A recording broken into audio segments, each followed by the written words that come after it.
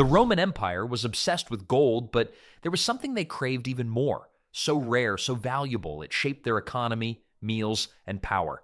Then it vanished without a trace. No fossils, no seeds, no answers. How does something that important just disappear? Its name is sylphium, and it was the most expensive thing you could buy in ancient Rome. More costly than gold, silver, or precious gems, this single plant commanded higher prices than anything else in the known world.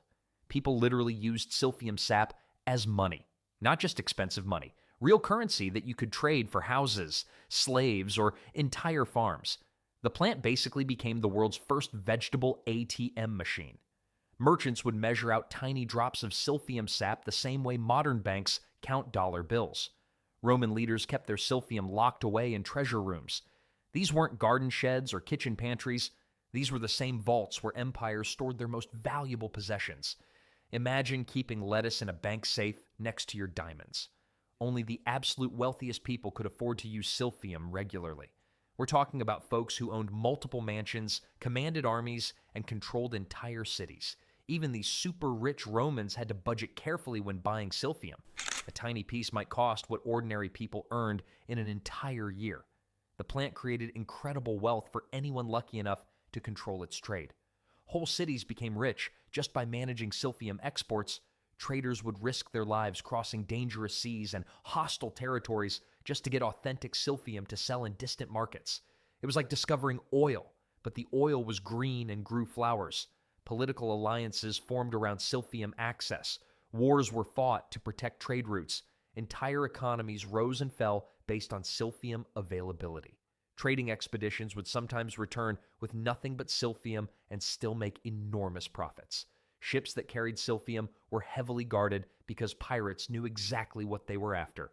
The mere rumor of a sylphium shipment could change market prices across the Mediterranean. But what made this random plant so ridiculously valuable? The answer lay in its impossible growing requirements. Sylphium grew in exactly one spot on the entire planet. Not just anywhere in North Africa. Not even all of Libya. Just a 125-mile stretch of coastline near the city of Cyrene.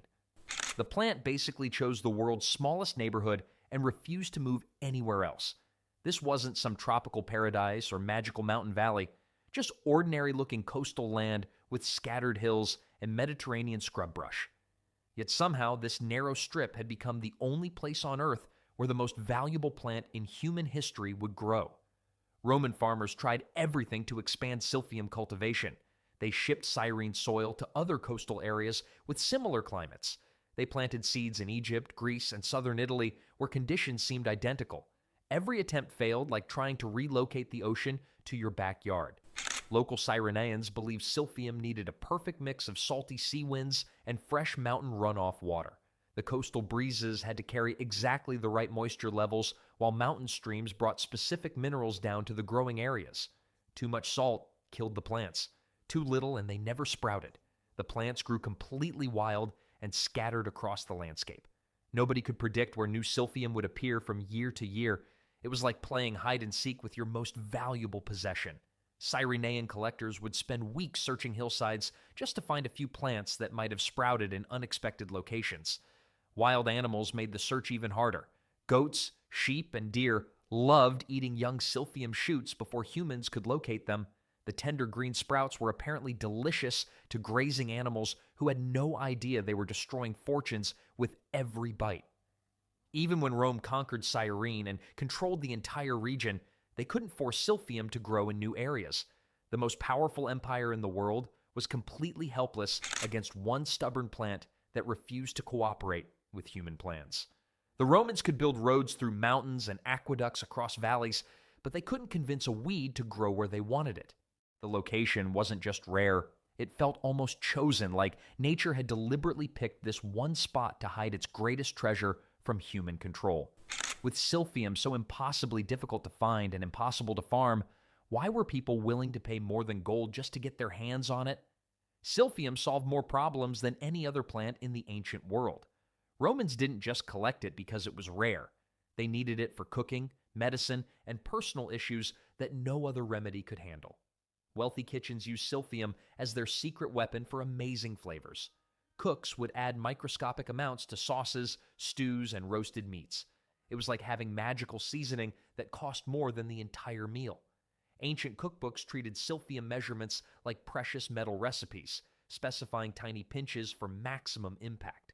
Doctors prescribed sylphium for serious medical conditions. Persistent coughs, stomach disorders, infected wounds, and dangerous fevers all got the sylphium treatment. The plant was basically ancient Rome's version of super medicine. Patients would pay enormous sums just to try sylphium-based remedies when nothing else worked. Women used sylphium for birth control, making it incredibly valuable for family planning. In an era without modern contraception, this use alone created massive demand. People also mixed sylphium into love potions. The plant was used for emotional problems too.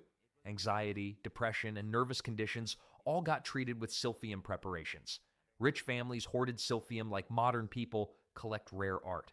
Small containers of sylphium passed down through generations as precious inheritance. Grandparents left their grandchildren spice collections worth more than kingdoms. Some wealthy Romans would display their sylphium collections to impress dinner guests. Having sylphium visible in your home was like owning the latest luxury car. Servants were specifically trained to handle sylphium properly because dropping even a small piece could cost their master a fortune. But what exactly were people getting so excited about when they used this mysterious plant? Sylphium looked surprisingly ordinary for the world's most valuable plant.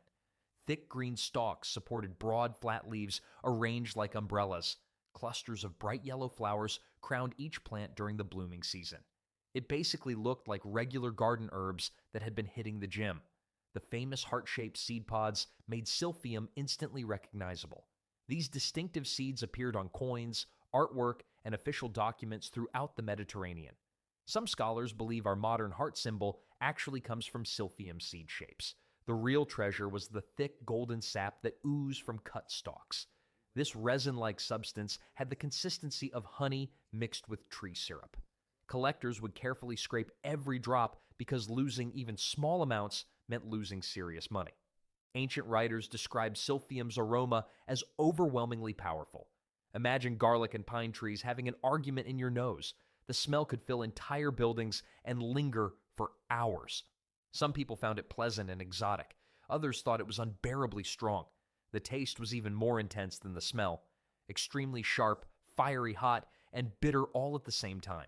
Experienced cooks used amounts so small they could barely be seen because too much sylphium would ruin any dish completely.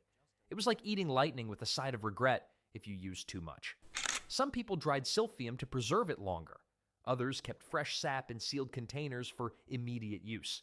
Either way, handling sylphium required serious skill and careful measurement. Professional sylphium handlers developed special techniques for processing the plant without wasting precious material. They used specific knives, collection vessels, and timing methods passed down through generations. Masters of sylphium preparation could command high wages just for their expertise in handling the valuable plant properly. But all this careful handling and precious preparation couldn't solve sylphium's biggest problem. Sylphium's extinction story reads like a disaster movie where everyone sees the ending coming, but nobody can stop it. The very success that made sylphium legendary also guaranteed its doom. Overharvesting became the biggest killer. Every plant cut down was gone forever since nobody could grow replacements.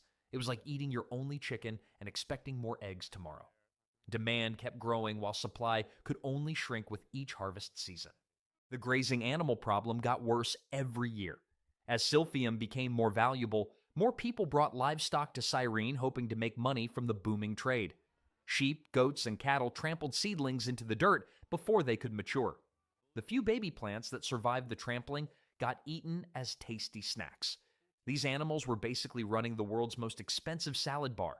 They had no idea they were destroying fortunes with every bite, just munching away on shoots worth more than houses. Climate changes may have delivered the final blow to struggling sylphium populations. The plant needed incredibly specific rainfall patterns and temperature ranges to survive.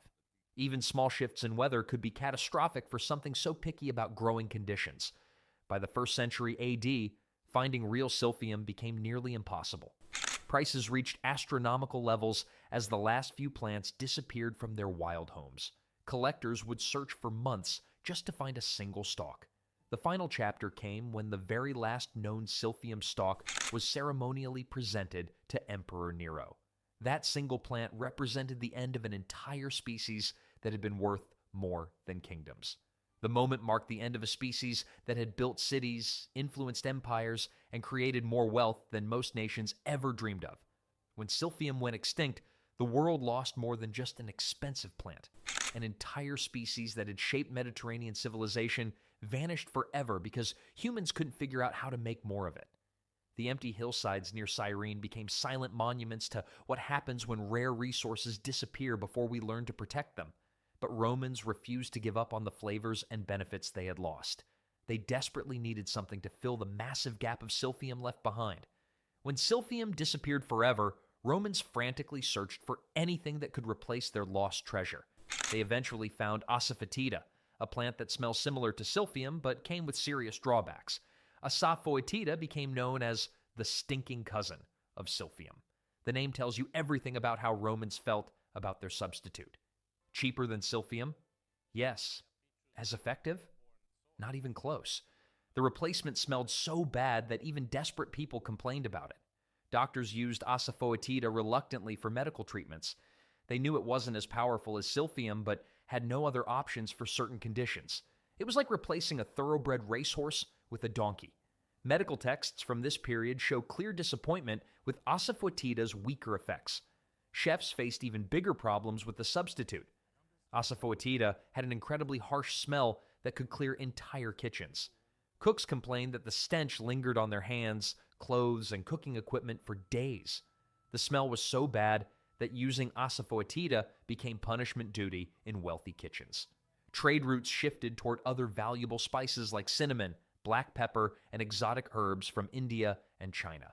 These alternatives became expensive and sought after, but none ever achieved sylphium's legendary status or incredible value. The big difference was that asafoetida could actually be farmed successfully. People could grow it in gardens and controlled fields without the impossible requirements that made sylphium so rare. But being farmable meant it could never command sylphium's gold-beating prices. Romans kept mentioning sylphium in their writings long after the plant had vanished completely. Poets wrote about it. Historians recorded its importance. Medical texts continued referencing sylphium treatments that nobody could perform anymore. Writers kept praising sylphium decades after extinction, like food critics reviewing a restaurant that had burned down. Even generations later, people still compared other plants to sylphium and found them lacking. The replacements actually proved how truly special sylphium had been. Nothing else combined the same rarity, effectiveness, and cultural importance that had made one plant worth more than entire kingdoms. Sylphium's story became a permanent reminder of what the world loses when we can't protect the rarest treasures nature creates.